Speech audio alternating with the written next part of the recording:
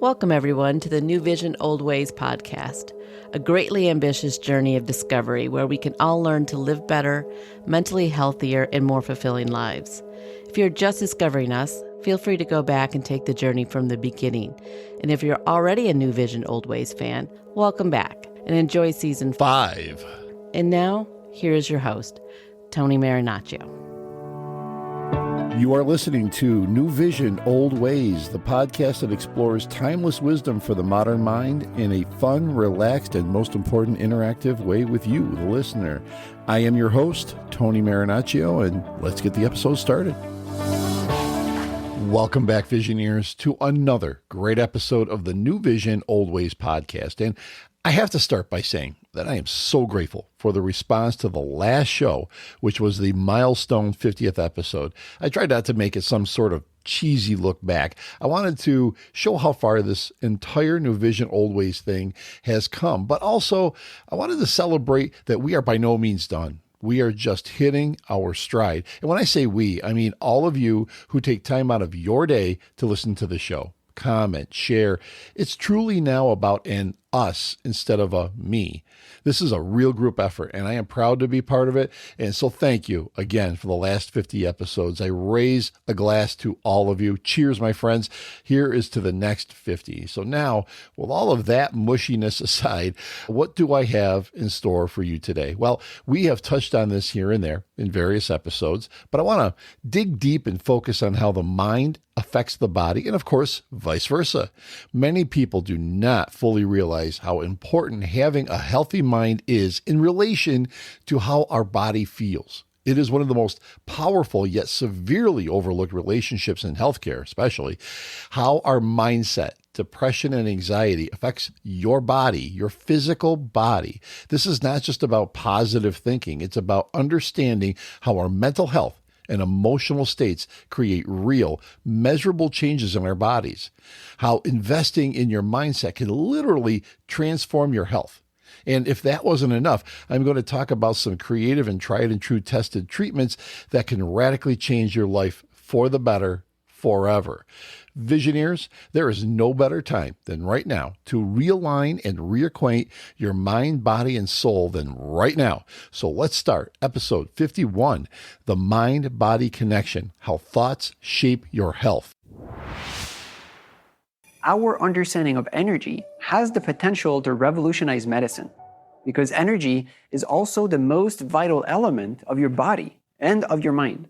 Understanding how energy flows might be the single biggest knowledge gap for medicine, and also the missing link for a transformation in healthcare. That was Martin Picard, and he sets the stage for a big part of what we are going to talk about today. So let's dive into something that shapes every breath you take, every ache you feel, every choice that you make, the conversation between your mind and your body. We often separate mental and physical health like they are two different worlds, one for therapy, one for the body doctors.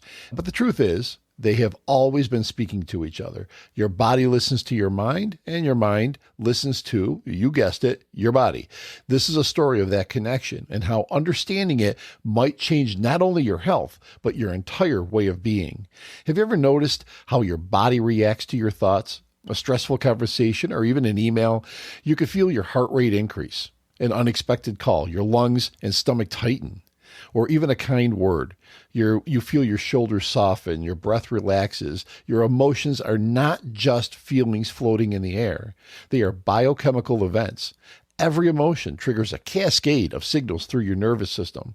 When you feel anxiety, your brain releases cortisol and adrenaline, the body's ancient survival chemicals. They speed up your heart, sharpen your senses, and prepare you for the fight or flight response. That's useful if you are escaping danger, but not so much if you are simply stuck in traffic, bordering on road rage. Every thought you think, every emotion you feel sends a message through your nervous system. And when these stress signals never turn off, your body pays the price. Chronic stress can suppress your immune system, slow digestion, raising blood pressure, and even change how your body processes sugars and fats. So when we say it's all in your head, we are really wrong when we say that. It's also in your muscles, your gut, your heart, your skin. It's everywhere. And when this stress response stays too long, days, months, even years, your body starts to break down under the weight of survival mode. Your sleep can be off, your muscles can be tight, your immune system can weaken, your heart and lungs can weaken, your body becomes a reflection of your mental tension. I don't think anybody's ever come to see me for the first time because of their trauma. They come to see because my relationships aren't working out, or I cannot sleep, or I get so angry and I don't know why. But basically, trauma is being lived out in the present as heartbreaking and gut-wrenching sensations. The event that happened is in fact over, but your mind and your sensations keep reliving it, acting like it, feeling like it. Those are automatic reactions of that core part of the brain having to do with survival, so you cannot talk yourself out of feeling this way. You need to have visceral experiences that are different. Create a state in the mind where the mind is able to absorb new ways of looking at things. By expanding our perception box, we can really get to see that the reality that you live in is much bigger than the constructs we have created for ourselves to make sense out of the world. My name is Bessel van der Kolk. I'm a psychiatrist, author of the book The Body Keeps the Score, and I've been working on trauma all my life. As you heard in that last clip, that was psychiatrist Bessel van der Kolk. He has studied trauma and what it does to the body for around 50 years or so. Once wrote, "The body keeps score. What we don't process mentally, the body holds physically. Sometimes as pain, sometimes as fatigue, sometimes as illness." Let's take myself for an example. I have mentioned before that when I graduated college, my father became paralyzed from the waist down. I could have thrown up my hands and said, "I cannot do this," and placed him in a home to be taken care of, but I didn't. He was a proud Army vet, tough man who gave me a great childhood along with my mother, who happened to pass away when I was 19. My father may have been the one that was paralyzed, like I mentioned, from the waist down, but at times, when I was going through the process of taking care of him, my brain was paralyzed from the stress and the strain of being 22 and unable to do anything but work and take care of him. The act of taking care of my father wasn't the difficult part. I wanted to help my father. But the stress of almost around-the-clock care, coupled with a job I worked usually 60-plus hours a week, and a lady friend of my father that, to say it kindly as I can, was an elder abuser. At times, it wrecked me. It was also debilitating because I constantly talked myself into feeling that I wasn't doing enough. I wasn't making my father proud enough. I wasn't doing my regular job well enough. I wasn't treating the people around me well enough. Looking back, it actually mentally paralyzed me at times where I could barely move. I could barely eat. I could barely think straight. I was young. I was in shape. I looked good, but at the same time, it felt like my body was falling apart. It felt like my mind was a complete mess at all times. And you know what? I faked it well most of the time. Some people never knew. But on occasion, it poured out of me like a volcano. And what I remember is that when it did pour out of me, I actually physically felt better afterwards. For a while, I could sleep again, I could eat properly, I could function better at work until, well, you get the idea, it started all over again. I'm telling you this because I have been there. I have felt those feelings where my mind, body, and soul seem like they were in completely different universes. As I look back now, I see that most of what I was worried about, most of what was tearing me apart, didn't, on many occasions, ever happen the way I stressed about it. I allowed the circumstances to control me. I allowed my mind and body to deteriorate when, if I had the mindset that I will control what I could and do the best with the rest, I could have saved myself a lot of physical and mental pain. The trick is to recognize what is happening before you feel destroyed by and sink deeper into depression and anxiety.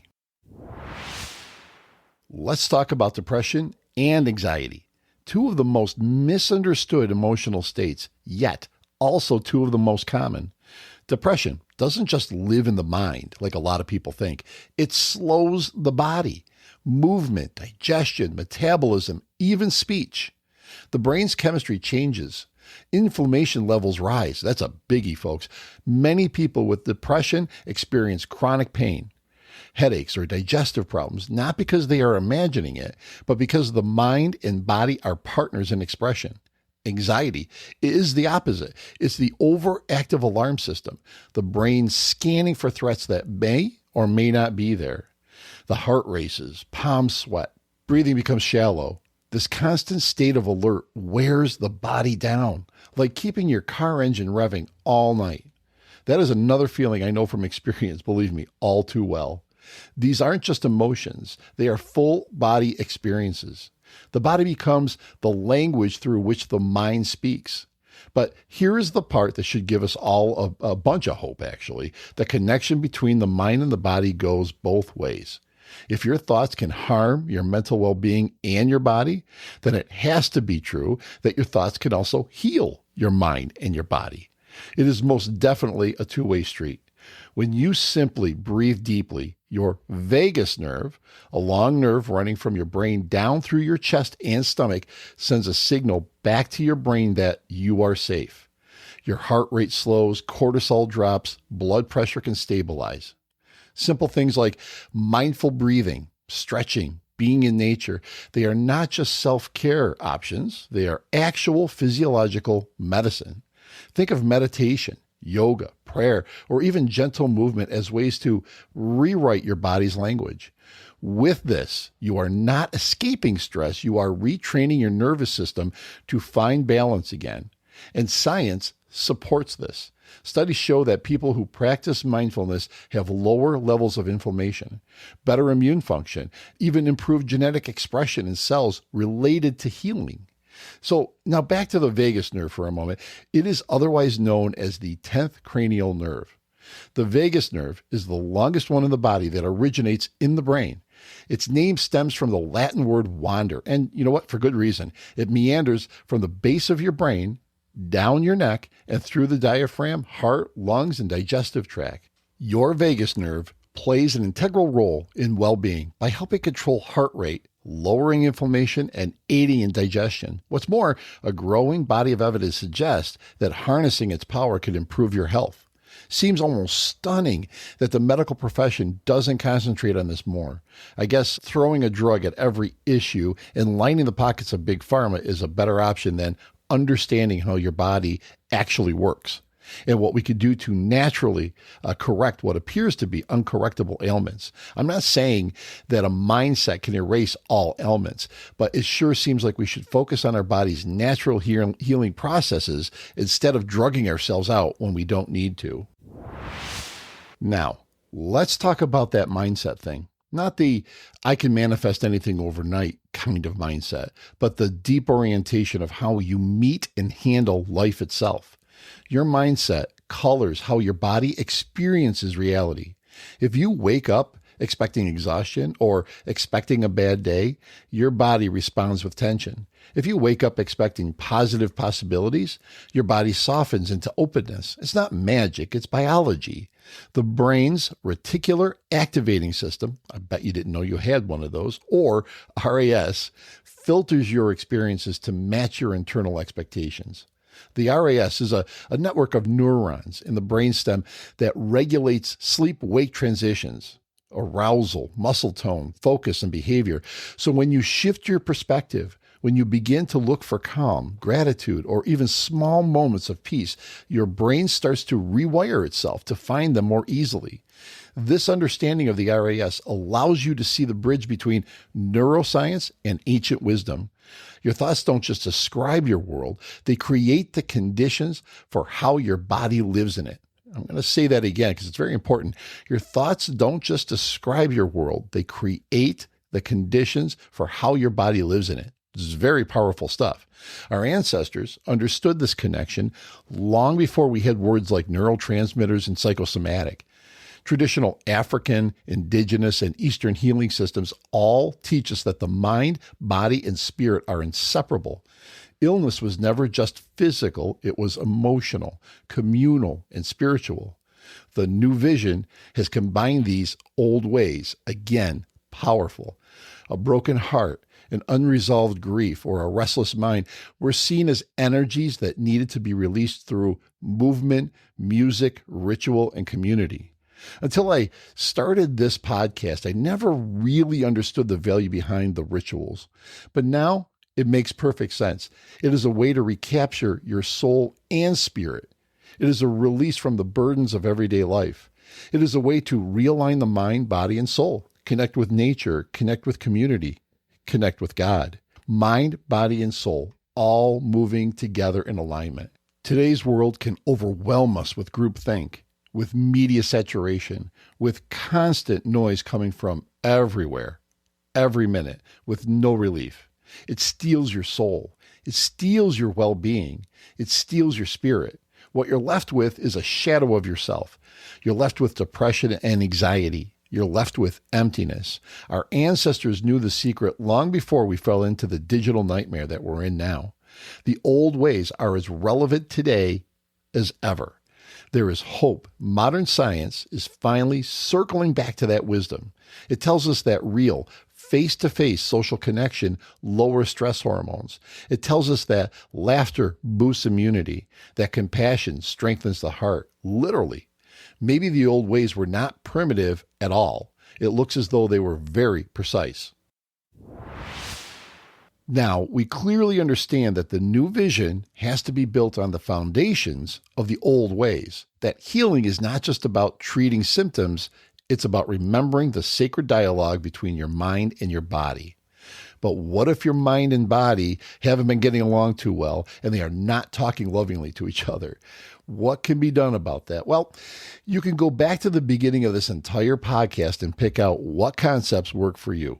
Mindfulness, Stoicism, Tao Te Ching, Transcendentalism, piece together what parts fit your life. Or you can also look at alternative methods that can help bring the mind, body, and soul back together again. I have to say that most of my life, I thought that many of these alternative methods of healing the mind, body, and soul were, to use a lame term, hogwash. How could any of these really do anything other than trick yourself into thinking they actually did something? But as my cynical years have rolled on, I began to bite the bullet, as they say, and delve into what these methods were all about. And lo and behold, I began to realize they actually work. I went through the first half of the show laying out why the mind, body, and soul connection was so important. And when you dig into these methods that I will be discussing here, you can start to put together why these methods may work for you. Each one may not work the same for everyone, but if you give up all of your preconceptions as to what you think they are like and what they will do, amazing things can happen. Let's start with an easy one, sound baths. So earlier this year, I was in Palm Springs, California, visiting friends, and they suggested that we go to the Integratron located at Joshua Tree. Sounds pretty cool, right? It was created by George Van Tassel. There is a fascinating history of the building, and if you go to the website, integratron.com, you could check that out. You may not be able to get to the Integratron, but sound baths are common enough now that you could probably find a place to experience this. A sound bath is not a concert of sound. It's not a class, but an experience of being immersed in healing frequencies. When you enter a sound bath, you are not expected to do anything. You simply lie down, close your eyes, and allow waves of sound to wash over you. In the last episode, number 50, entitled The Unlived Life, I spoke a bit about the art of letting go. Well, a sound bath is the most effective when you can allow yourself to let go for the time you are there, because the room fills with tones of crystal singing bowls, gongs, Tibetan metal bowls, and chimes. Each instrument vibrates at a specific frequency, sometimes so low that you could feel it in your chest, sometimes so high it seems to shimmer around your head. These vibrations travel through the air, through the skin, through the water inside of you. Remember, your body is nearly 70% water. And it begins to gently retune your nervous system. It's akin to someone playing your cells back into harmony. When my experience in the Integratron was over, I felt a sense of calmness that is, at least for me, difficult to get to. It was a true lesson in letting go of all of your fears, all of your depression, anger, anxiety. It just evaporates. My suggestion is that the one thing you should do to prepare for a sound bath experience is to practice shutting down that hamster wheel of a brain most of us have with meditation, with deep breathing, and a positive attitude with no preconceived expectations. Let the sound and vibrations wash over you. Give into it and allow yourself to reset. It may not work for everyone, but it is an alternative way to feel like your mind, body, and soul have come back into alignment. The frequencies stimulate the vagus nerve, the one I mentioned earlier that we can manipulate. And this, my friends, is one way to do that. Many people drift into a state between waking and sleep, what practitioners call the liminal zone. Go back to episode 28, where I talk about the power of liminal spaces. Beyond the science of sound bath is the timelessness about it. Sound baths can tap into the memory of being sung to sleep as a child, or the way a heartbeat comforts an infant in the womb. It's as if the body recognizes sound not as something external, but internal, like going home. I'll add one last part to this section, and it is one that took me by surprise when I started using it. As a sound bath washes over your entire body, tuning fork therapy is similar, but more specific. Tuning fork therapy uses calibrated metal tuning forks to produce specific frequencies that interact with the body's energy field, nervous system, and cellular vibrations. The idea is that every part of your body, organs, tissues, even emotions, has a natural frequency. When you experience stress, trauma, or illness, those frequencies can fall out of tune. By applying certain vibrations, tuning forks help bring the body and mind back into resonance and harmony. Strike a tuning fork and hold it near the ears to let the sound frequencies travel through the auditory and nervous systems. Place the vibrating fork on the body, over bones, muscles, chakras, or acupuncture points to deliver subtle mechanical vibrations directly into the tissues. You could use forks of specific frequencies, often 128 hertz, 432 hertz, 528 hertz, etc. The tones are gentle but deeply penetrating.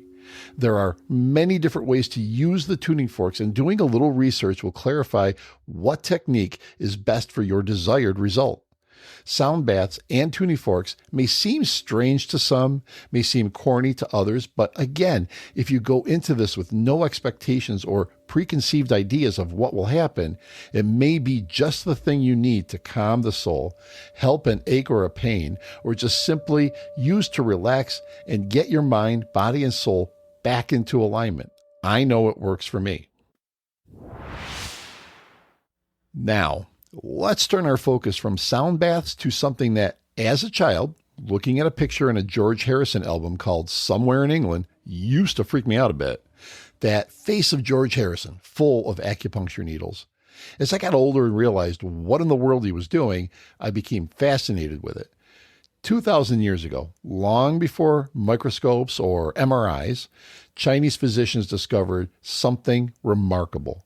When a certain point on the body was touched, pressed, or pierced, something happened somewhere else in the body.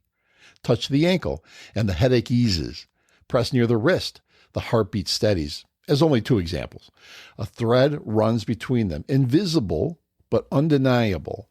They began to trace these threads point by point until a vast network emerged, a system of channels called meridians. And here's where it does get a little deep. Through them flows qi. Sometimes you see it spelled like a Q and an I. Qi, the life energy that animates all living things. Qi is vitality, the subtle current of breath, blood, emotion, and consciousness flows through you. When qi moves freely, there is harmony. When it stagnates, illness, whether physical, emotional, or spiritual, begins to form. Acupuncture is the art of listening to that current and helping it move again. Each acupuncture point sits near a small highway of nerves, connective tissue, or vascular flow. When a needle enters, it doesn't pierce the muscle deeply. It simply awakens that point. A ripple travels through the nervous system to the brain. And the brain answers in kind. It releases endorphins, serotonin, dopamine, your body's natural painkillers, and mood elevators. It calms cortisol, slows the heart, and opens circulation. Very important. You could say that acupuncture reminds the body of what balance feels like. So what the ancient physicians, when they spoke of qi flowing through the invisible rivers, perhaps they were describing what science now calls bioelectric communication, the subtle language of the body's electrical and chemical signals. It's not just about nerves. Every cell in the body generates and responds to bioelectric signals. And these signals guide processes from embryonic development to wound healing and neural signaling. The point here is that acupuncture is another way to tap into the body's natural recovery system. Of course, I would say that acupuncture may not cure all illnesses, and of course, ask your doctor if there's anything about it that may not be good for you, especially if you're pregnant. But it is, at least in most cases, a complementary treatment that can help the body greatly. Today, acupuncture is worldwide. It is in some hospitals, pain clinics, and wellness centers. The World Health Organization, or WHO, recognizes it for over 100 conditions, from migraines and arthritis to anxiety, digestive issues, and insomnia. Western researchers study its neurological pathways. Eastern teachers still speak of qi and flow. And out of all of that is the truth, looked at from different angles, that health is communication between cells, between systems, between consciousness, and the body it inhabits. Both languages describe the same thing. Energy finds its way home. So, the last technique that I will talk about at this time, and believe me, there are many more to choose from, and we will talk about them, but for time's sake, let's concentrate on the one thing that I have mentioned numerous times on this entire podcast since it started. Let's talk about mindfulness, not as a buzzword, not as a social media trend, but as a living, breathing practice. Mindfulness, at its essence, is the art of paying attention fully to what is happening right now, without trying to fix it, escape it, or label it. It's the act of noticing your breath, your heartbeat, your thoughts as they pass, not chasing them, not clinging to them, just observing. Because the truth is, the mind is like a restless puppy, always running from one thought to another. Mindfulness is gently calling it back home. When we talk about healing, many of us want to cure what we think is coming from the outside of us with a pill, a quick fix, a distraction. But mindfulness reminds us that the medicine has always been within us. Each breath we take is an invitation to return to that inner stillness that's been waiting under the noise all along. So try this. Do me a favor and just try this right now, wherever you are. Take a slow, deep breath in through your nose. Feel your chest rise, your ribs expand. Hold it for a few seconds. Now let it go and do it again. You see, in just a few breaths, your body begins to send new messages to your mind. The vagus nerve, we talked about earlier again, activates. Your heart rate slows and your body remembers what calm feels like. Mindfulness isn't about erasing thoughts. It's about changing your relationship with them. It's about creating space between stimulus and response, that sacred space where you get to choose how you will act instead of react, those liminal spaces we have talked about. Here's the thing. When you live without awareness, life happens to you. But when you live mindfully, life begins to happen through you. You become the observer and the artist at the same time, painting your days with intention instead of letting them blur into stress, noise, and autopilot. Studies now show that mindfulness literally reshapes the brain. It thickens the prefrontal cortex, the part that handles focus and emotional regulation, and it quiets the amygdala, that little alarm bell of fear and anxiety. So what ancient monks and sages have practiced for thousands of years, neuroscience is finally proving. Awareness heals. And the beauty is, mindfulness doesn't need to be done in a special place or time. It's available everywhere, anytime. When you eat, notice the texture, the smell, the flavor. When you walk, feel your feet grounding to the earth. When you talk to someone, really listen instead of waiting for your turn to speak. So when you start to live like this, the ordinary becomes extraordinary. The sound of the rain becomes a song. The morning sunlight becomes a blessing. The silence between thoughts becomes peace itself. So I invite you today, tonight, whenever you can, to give yourself the gift of presence. Put down the phone, step away from the noise, feel the air on your skin, the rhythm of your breath, and the quiet hum of being alive. Mindfulness isn't an escape from life. It's the full embrace of it. If you are a beginner with this and you are having trouble getting started, and that's normal, it would help greatly to read a book about it. Wrap yourself up in the knowledge so the practice of it makes total sense. A book like Practicing Mindfulness by Matthew Sokoloff is a great place to start. It's an easy read, but it's interesting and sets you up perfectly to get the most out of it. And you know what? Let's hear from Mr. Sokoloff right now.